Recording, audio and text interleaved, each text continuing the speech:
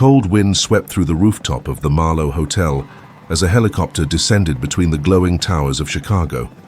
Dresses whipped in the air, champagne glasses rattled, and former classmates froze mid-conversation.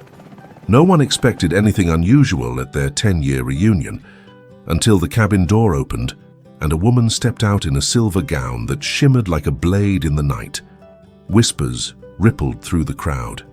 Some stared in disbelief, others in guilt, as the so-called class weirdo walked the red carpet they had laid out as a cruel joke. But Claire Avery didn't look like the quiet girl they once mocked. She carried herself with the calm strength of someone who had survived storms they knew nothing about. And tonight she wasn't just returning. She was confronting a past none of them had truly left behind. This emotional story uncovers the hidden pain, the shocking truth behind an old note, and the second chances that changed all their lives forever. Before we begin this emotional story, tell us in the comments from which city you are watching, and don't forget to leave your like to keep following us. The helicopter's rotor blades carved bright circles above downtown Chicago, stirring the cold night air as the rooftop of the Marlowe Hotel vibrated beneath the noise. Guests in tuxedos and evening gowns lifted their champagne glasses instinctively, shielding their faces from the wind. The red carpet stretched across the rooftop like a spotlight, glowing under rows of warm lights that flickered with every gust. Lucas leaned closer to Olivia, voice half lost in the roar.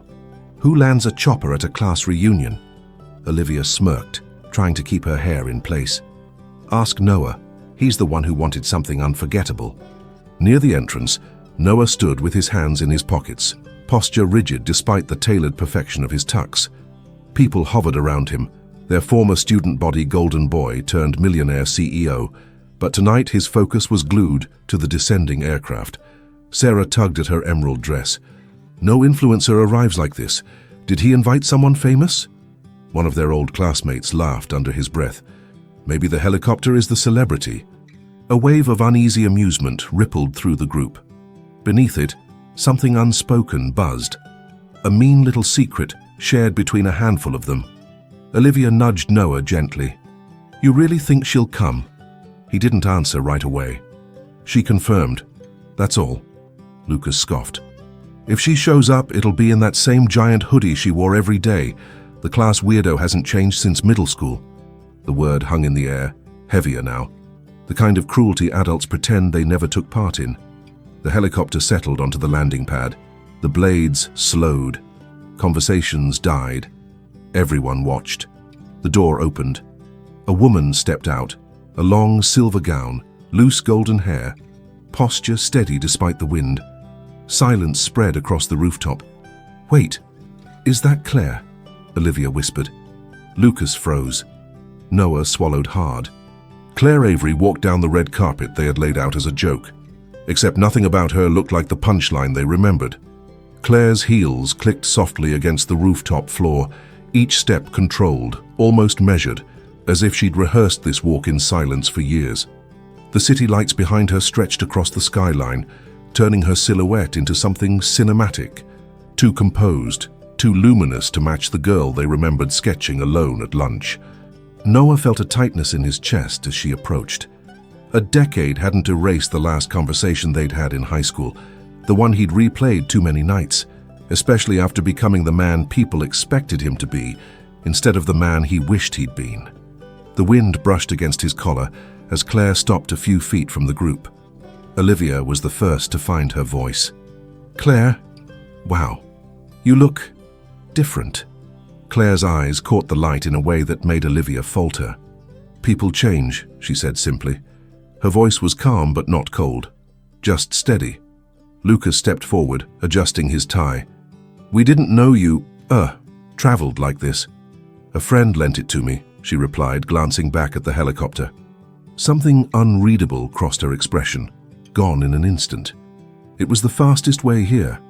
A waiter approached, offering her a glass of champagne with a slight bow, as though instinctively recognizing someone important. Claire accepted it with a quiet thank you, her fingers steady while others' wrists trembled. Noah finally spoke. "Claire, I'm glad you came." She held his gaze for a heartbeat too long. "You sent the invitation," she said. It felt wrong not to show up. There was no accusation in her tone, but the weight of those words pressed on him anyway. From the corner, someone whispered, "Didn't we send it as—" A sharp elbow stopped the rest of the sentence. Claire turned her head slightly, catching the movement. "As what?" she asked, not accusing, just curious. No one answered. The silence stretched, brittle as thin ice. Claire lifted her glass, studying the bubbles, then looked up again, her calm now tinged with something deeper, something shaped by years of hidden pain and unspoken history. "Maybe we should talk," she said. "All of us." The rooftop lights flickered, as if agreeing. Claire moved toward a quieter corner of the rooftop, away from the red carpet and the polite tension that hovered over the group. The others followed slowly, as if approaching something fragile and unpredictable. The skyline glimmered behind them, tall windows reflecting their shifting expressions. She rested her champagne glass on the ledge, her fingers lingering on the rim before she spoke. "I wasn't sure I'd come tonight," she admitted, eyes on the city instead of their faces. "Reunions are complicated." Olivia crossed her arms, her confidence faltering. "You look like someone whose life turned out pretty great." Claire tilted her head. "Appearances," she murmured, "don't always tell the story." Lucas cleared his throat. "So, what have you been up to? Last we heard, you vanished after graduation." "I did," Claire said. "I needed distance, space to heal, space to figure out who I was outside of all this." She gestured vaguely toward them, the rooftop, the world that had once caged her. Noah felt those words cut closer than the others realized. He stepped forward slightly. "Where did you go?" "California," she answered. "Then Seattle, then back to Chicago last year." Her voice softened. "A lot happened, more than I could explain in one night." Sarah hesitated, then asked, "Did you ever become an artist? You always carried those sketchbooks."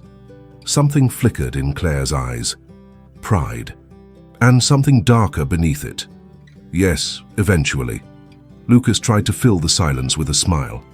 "Hey, that's great. See? Everyone ended up fine."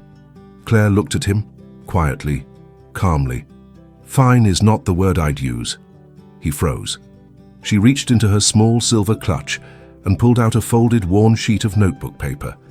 The edges were frayed, like something carried too long. "I found this last month," she said, "in one of my old boxes." Noah's heartbeat kicked hard against his ribs. He recognized the paper instantly. Claire unfolded it slowly, her fingers steady, her expression unreadable. "I kept it," she said softly, "even when I shouldn't have." The group leaned in slightly, breath held. "What is that?" Olivia asked. Claire raised her eyes toward them. "The note someone left on my locker senior year." The rooftop seemed to shrink around them as Claire unfolded the paper fully. The faint rooftop lights revealed the faded ink, words written in hurried strokes, sharp and careless. Noah felt his stomach twist even before she began to read. Claire didn't lift her voice. She didn't need to. The silence carried every syllable. "You don't belong here. No one wants you around. Do us all a favor and disappear." Sarah's hand flew to her mouth. Lucas stepped back as if the words themselves had pushed him. Olivia blinked rapidly, guilt creeping across her expression. Claire lowered the page. "I found it the same week I got accepted into a summer art program. I was finally excited about something." Her eyes drifted across their faces. "Then this showed up on my locker." Noah swallowed hard. "Claire, we were kids. We were stupid." She didn't flinch. "Some of you were more than stupid." Lucas lifted his hands defensively. "Look, it was a long time ago, and it wasn't all of us." Claire nodded slowly. "Correct." The wind brushed her hair as she turned slightly toward Noah. His posture gave him away, shoulders tight, fists pressed into his pockets, jaw locked. Claire's gaze softened for the first time. "You remember this note," she said. Not a question, a quiet truth. Noah didn't answer. His throat tightened around whatever apology he had rehearsed 100 times in the dark, the one he never thought he'd have to say out loud. Claire folded the paper again. "You know why this hurt the most? Not because it called me a weirdo or because it told me to disappear." She hesitated, breath trembling just once. "It hurt Because it was written by someone I thought saw me. Olivia turned slowly toward Noah, horror expanding across her face. No, Noah, tell me you didn't. He closed his eyes, pain radiating through the lines of his expression. I didn't mean it, he whispered. I swear, Claire. I wrote it, but I didn't understand what I was doing. Claire looked at him, her voice steady but edged with something raw. You understood enough to sign it with my sketching nickname. The group stiffened. Noah looked at the ground, and Claire finally asked the question that had lingered for 10 years. Why? Noah stood perfectly still, as if any movement might crack him open. The rooftop noise, the distant horns, the churning wind, the hum of city life seemed to dissolve, leaving only the space between him and Claire. He forced himself to meet her eyes. I was angry, he said quietly, and scared. Not of you, of myself. Lucas frowned. What does that even mean? Noah exhaled slowly, the kind of breath someone releases only after years of holding it. Back then, I didn't know what to do with the fact that I liked her. His voice tightened, and that my friends had already decided she didn't fit. Claire's gaze flickered, surprise, pain, recognition, but she stayed silent. Olivia's face dropped. Are you saying this was some kind of messed up cover? You wrote that because you were afraid people would know you liked her. Noah nodded once, shame washing over him. Everyone expected me to date the right kind of girl, the one who matched the image. He hesitated. And Claire wasn't part of that image, not because of her, because I was a coward. The word hung in the air. Claire looked down at the folded note, her thumb brushing the crease. So you pushed me away before anyone could ask questions. I know, Noah whispered. I destroyed something that wasn't even given a chance. Sarah's voice cracked. Claire, none of us realized how bad it got for you. Claire's expression shifted, still composed but no longer distant. It wasn't just the note. After that, the whispers got louder. I stopped eating in the cafeteria, started leaving school early. By senior winter, I wasn't talking to anyone. Lucas ran a hand through his hair, guilt painting him pale. We should have seen it. You did, Claire corrected softly. You just didn't want to. Noah stepped closer, words trembling. I've wanted to apologize for 10 years, but I knew an apology wouldn't erase it. Claire breathed in, her eyes shining with something complicated. Hurt, resolve, maybe even the faintest trace of forgiveness struggling to surface. So why now? She asked. He looked at her, the city glowing behind them. Because you came back, he said, and I don't want to waste the second chance I've been given. The wind stilled. The group waited. Claire's fingers tightened around the note. Claire let the wind lift a strand of her hair as she studied Noah, really studied him. The confident posture he always carried had cracked open tonight, revealing something vulnerable beneath the polished exterior of a millionaire CEO. He stood there wrapped in regret, and for a long moment, she didn't say anything. Instead, she pressed the folded note flat against the railing, the paper trembling slightly in the breeze. When I left Chicago, she finally said, I promised myself I would never let this city define me again. I worked 3 jobs in California, slept in a studio apartment so small I could touch both walls. She smiled faintly at the memory. But I painted every night, and for the first time, my life felt like mine. Olivia stepped closer. Claire, you really made it on your own? Claire nodded. Eventually, my work caught someone's attention, a gallery owner from Seattle, then a wealthy woman who bought one of my pieces for her foundation, then more commissions. She hesitated. Success doesn't erase the past, but it gave me space to breathe again. Lucas rubbed the back of his neck. So, the helicopter? Not mine, she said, but the person who sent it knew what this night meant to me. She thought I deserved to arrive like I mattered. The group fell silent at that. Noah looked at her carefully. And do you? Claire's eyes softened, though her voice stayed steady. I do now. It took a long time to believe that. Sarah clasped her hands, her voice thin. Claire, what are you going to do with the note? Claire held it up between her fingers, the faded words catching the rooftop lights. I thought I came here for closure, she said. But closure isn't a moment, it's a choice. She met Noah's eyes again, something unguarded passing between them. "I'm not here to punish anyone," she continued. "I'm here because I wanted to see if the people who hurt me stayed the same. Or grew." Noah swallowed. "And what do you see?" Claire didn't answer immediately. Instead, she unfolded the note one last time, then slowly, carefully, tore it down the middle. Half of it drifted to the ground. The other half she held onto. The torn half of the note fluttered across the rooftop, sliding to a stop near the edge where the city glowed like a constellation below. Claire held the remaining piece in her hand, the ink faint but still sharp enough to sting. Noah watched her carefully, his breath unsteady, as if every second balanced on a decision she hadn't yet spoken. "I kept this for years," she said, her voice quiet but clear. "Not because I wanted to remember the pain, but because I needed a reminder of who I refused to become." Olivia stepped forward, eyes glistening. "Claire, we were awful, all of us. And I'm sorry. Truly." Claire offered a small, tired smile. "I appreciate that." Sarah touched Claire's arm gently, something maternal softening her expression. "You didn't deserve any of it." Claire nodded, accepting the words without letting them rewrite history. "Maybe not. But surviving it taught me something about strength."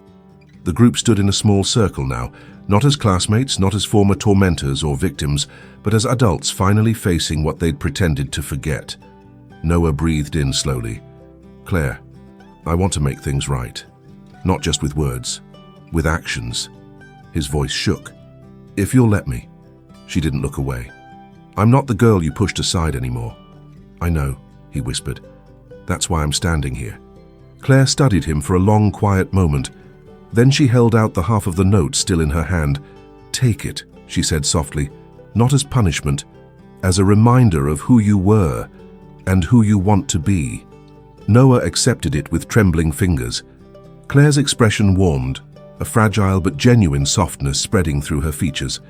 "As for forgiveness, I'm working on it." Tonight was a start. The tension eased, replaced by something gentler, something that felt like the beginning of a second chance rather than the end of an old wound.